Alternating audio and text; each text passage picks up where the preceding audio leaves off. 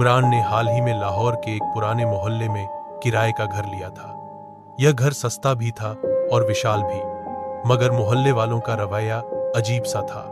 कोई भी ज्यादा बात नहीं करता और अक्सर शाम के बाद गली खाली हो जाती। पहली रात इमरान को सपने में एक औरत दिखाई दी जो सफेद लिबास में थी। उसका चेहरा धुंधला था और वह बार बार कह रही थी, मेरा बच्चा कहाँ है, मुझे इंसाफ दो। इमरान हड़बड़ा कर उठा, पसीने में शराबोर, दिल तेजी से धड़क रहा था। इमरान ने खाला जरीना से पूछा, खाला, यह घर सस्ता क्यों है?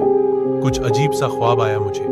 खाला ने नजरें झुका ली, बेटा, यहां 10 साल पहले एक औरत सफिया वह बच्चे के साथ रहती थी। पति ने शक के आधार पर उसे मारा। वह चिल्लाती रही मगर कोई बचाने नहीं आया। उसकी लाश तो दफना दी गई मगर उसकी रूह वह कभी चली नहीं गई। उसी रात इमरान को फिर वही, क्या वह सो रही थी? शायद अब वह औरत घर के आंगन में खड़ी थी। उसका चेहरा अब साफ दिखाई दे रहा था, घायल, काली आंखें और खून से सना हुआ आंचल। दरवाजे पर जोर जोर से दस्तक हुई। ठक ठक ठक, मेरा बच्चा कहाँ है?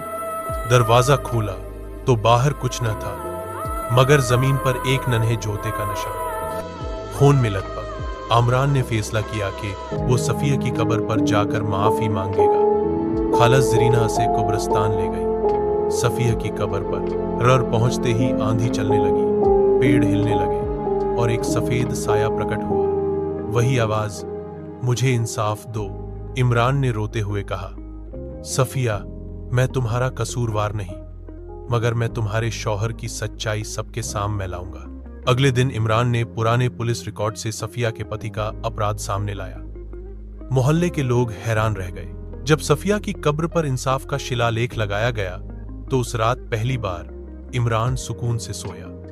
न कोई ख्वाब आया न कोई साया, मगर जाते जाते एक आखिरी सरगोशी जरूर आई, शुक्रिया, अब मैं आजाद हूं।